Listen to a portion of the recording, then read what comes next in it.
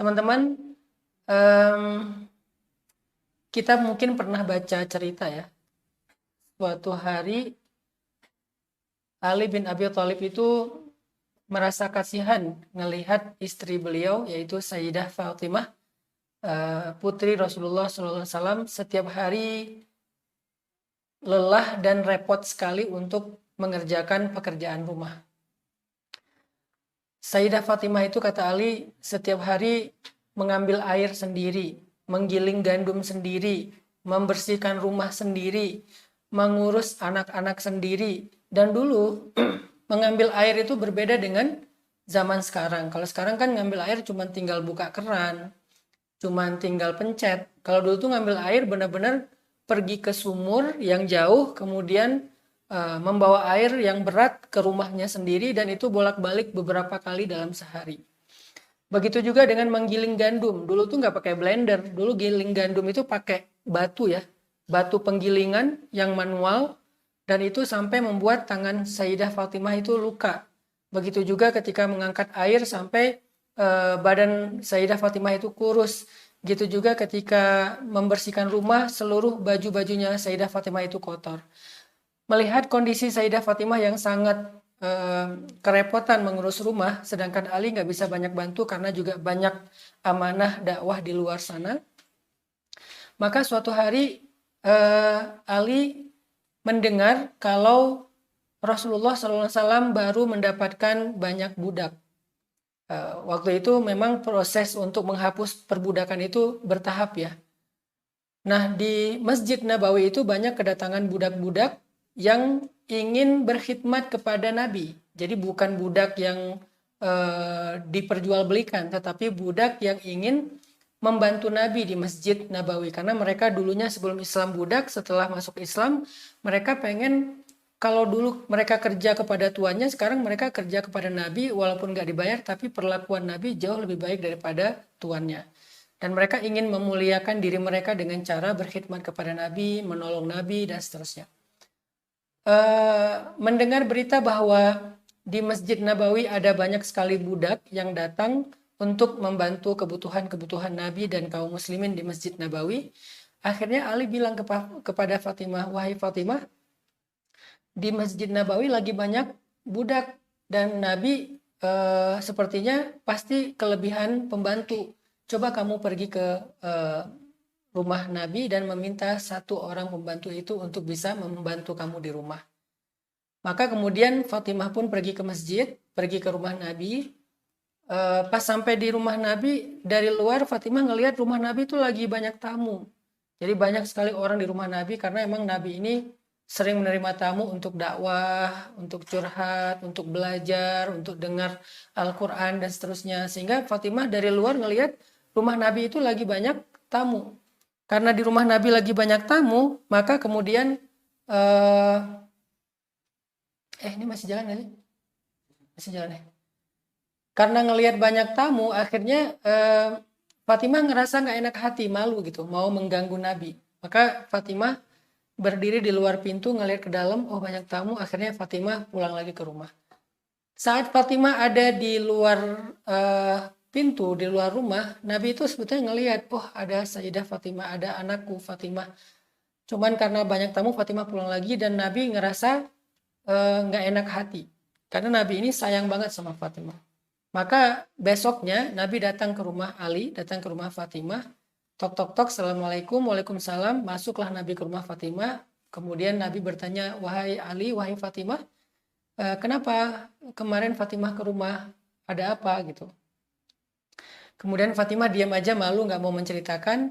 Kata Nabi, wahai Fatimah, ngomonglah ada apa gitu. Kata Ali, ya Rasulullah, Fatimah sebetulnya malu untuk menyampaikan ini dan merasa nggak enak hati. Fatimah merasa takut mengganggu kebutuhan Rasulullah SAW. Memangnya kenapa, kata Nabi? Kata Ali, saya kasihan ngelihat Fatimah setiap hari capek, setiap hari repot, setiap hari lelah. Dan saya takut dia sakit, saya takut dia nggak nyaman, saya takut dia tertekan. Karena setiap hari Fatimah itu mengurus rumah, mulai dari menggiling gandum, kemudian mengangkat air, kemudian membersihkan rumah, mengurus anak-anak, membantu fakir miskin. Bukan hanya di dalam rumah tapi juga ke tetangga. Fatimah suka membantu orang. Sehingga saya ngerasa Fatimah ini kalau ngurus segala sesuatu sendiri nanti kasihan. Dia jadi sakit, dia jadi lelah dan seterusnya. Sehingga akhirnya saya meminta Fatimah untuk datang kepada engkau ya Rasul, meminta satu orang budak agar bisa membantunya di rumah. Karena aku mendengar lagi banyak budak di Masjid Nabawi. Mendengar curhat dari Ali tentang istrinya, maka Nabi Shallallahu Alaihi Wasallam tersenyum dan kemudian bilang ke Fatimah, wahai Fatimah, mau nggak ayah kasih tahu sesuatu yang, mau nggak ayah berikan sesuatu yang lebih baik daripada pembantu? Mau nggak ayah berikan sesuatu yang lebih baik daripada pembantu? Ali dan Fatimah langsung langsung penasaran. Kata Fatimah, apa itu wahai ayah yang lebih baik daripada pembantu? Kalau kita sekarang, kalau saya sebagai ayah, mungkin kalau anak saya perempuan udah nikah, saya ngelihat dia susah hidupnya, dia repot di rumahnya, suaminya juga sibuk dengan dakwah, pasti saya akan bilang, nak, kamu ayah beliin mesin cuci ya, nak, kamu ayah beliin dispenser ya, ayah beliin blender ya, ayah beliin apa misalnya kompor yang bagus, yang matic dan seterusnya. Ayah cariin pembantu ya, nanti biar ayah yang gajiin pembantu. Kalau saya sebagai ayah pasti saya akan menawarkan itu. Dan Fatimah ketika ditanya oleh Nabi, maukah engkau aku berikan sesuatu yang lebih baik daripada pembantu? Fatimah semangat, antusias, penasaran. Apa kira-kira yang lebih baik daripada pembantu? Apakah kompor gas? Apakah mesin cuci? Apakah kulkas? Apakah dispenser? Apakah blender? Apakah seorang yang mungkin lebih ahli daripada seorang pembantu? Ternyata tahu nggak jawaban Nabi apa? Kata Nabi, bertakwalah kamu kepada Allah, kemudian setiap kali kamu mau tidur, bacalah subhanallah 33 kali, alhamdulillah 33 kali, Allahu Akbar 34 kali, maka sesungguhnya itu lebih baik daripada pembantu. Itu lebih baik daripada pembantu. Sehingga akhirnya Sayyidah Fatimah mendengar nasihat dari Nabi tentang bertakwa kepada Allah, kemudian membaca subhanallah 33 kali, alhamdulillah 33 kali, Allahu Akbar 34 kali, dan kata Nabi itu lebih baik daripada pembantu. Seketika Fatimah mengatakan, saya ridho dengan keputusan Allah dan Rasulnya. Saya ridho dengan keputusan Allah dan Rasulnya. Artinya Fatimah percaya dan menerima nasihat Nabi bahwa yang lebih baik daripada pembantu adalah zikir subhanallah 33 kali, alhamdulillah 33 kali, Allahu Akbar 34 kali. Teman-teman, apa kira-kira pelajaran dari kisah Sayyidah Fatimah ini? Akhir-akhir ini kita banyak sekali mendengar orang yang tertekan ya secara mental.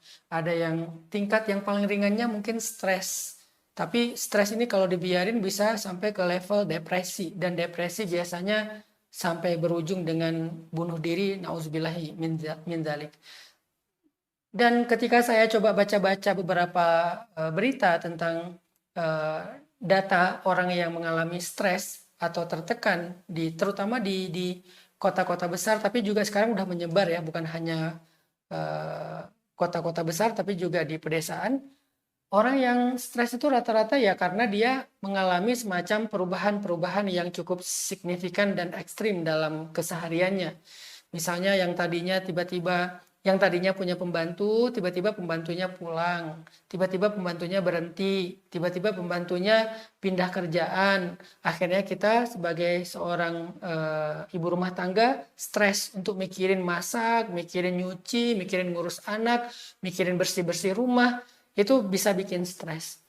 Atau orang yang kerja, misalnya tadinya dia kerja dengan atasan yang cukup memberikan ruang buat dia untuk ekspresi, untuk improve, tiba-tiba atasannya galak, strict, dan cukup kaku misalnya sehingga dia jadi stres, atau mungkin bukan atasannya tapi lebih ke teman kerjanya yang bikin dia ngerasa nggak nyaman akhirnya stres. Atau kita pulang kerja tiba-tiba macet dan itu kita biasanya nggak semacet itu tapi tiba-tiba macet banget akhirnya stres. Gitu juga kemarin kejadian yang seorang bapak, seorang ayah membunuh putrinya, menyakiti istrinya sampai menyiksa istrinya sampai koma. Itu kan salah satu di antara contoh-contoh orang yang mengalami tekanan sampai membuat dia secara mental itu mengalami stres. Nah, mungkin ini relate ya dengan kisah Fatimah karena apa yang dialami oleh Fatimah itu adalah sesuatu yang cukup membebaninya dalam keseharian. Walaupun kita nggak mengatakan Sayyidah Fatimah stres, tapi kalau lelah ya, kalau capek ya, kalau terbeban ya, kalau repot benar. Cuman wajar kalau Sayyidah Fatimah berharap ada yang bisa bantu beliau di rumahnya. Itu juga yang kita harapin dalam keseharian kita. Mungkin teman-teman anak muda stres karena tiba-tiba dapat banyak sekali PR, banyak sekali tugas, banyak sekali deadline, banyak sekali kerjaan. Kalau yang kuliah mungkin ini ngejar sidang sebentar lagi, skripsi, apa mungkin project. Kalau yang kalau yang pengusaha misalnya ini lagi ngerjain satu project yang udah deadline banget, yang udah apa bahkan mungkin bukan hanya deadline tapi juga deadlock kali ya, yang udah mentok nggak tahu gimana akhirnya stres. Ketika kita stres, semua kita mencari solusi yang menurut kita tuh kayak bisa ngeringanin beban kita. Solusi yang bisa meringankan ya beban pikiran, beban tenaga, beban waktu, beban pekerjaan. Kita mencari solusi seperti itu. Dan itu juga yang dicari oleh Sayyidah Fatimah. Itu juga yang dicari oleh Sayyidah Fatimah. Sayyidah Fatimah mencari solusi untuk meringankan bebannya. Dan itu adalah usulan dari suaminya juga, yaitu Ali bin Abi Thalib. Yang bisa meringankan beban pekerjaan di rumah tangganya, meringankan tenaganya, meringankan pikirannya, meringankan repotnya. Itu yang dicari oleh Sayyidah Fatimah. Tapi tahu nggak? Ternyata Nabi tidak memberikan solusi itu. Justru yang diberikan oleh Nabi itu adalah solusi lain yang nggak pernah terduga oleh kita. Ketika kita stres dengan pembantu yang pulang, ketika kita stres dengan pekerjaan yang numpuk, dan semuanya juga lagi kejar deadline, ketika kita stres dengan tugas-tugas kuliah dan tugas-tugas sekolah yang banyak, ketika kita stres dengan networking kita atau dengan pertemanan kita, sosial kita misalnya, ketika kita stres dengan perilaku pasangan kita berpikir solusi apa yang bisa meringankan saya. Ternyata teman-teman, solusi yang diberikan Nabi itu adalah zikrullah, zikir.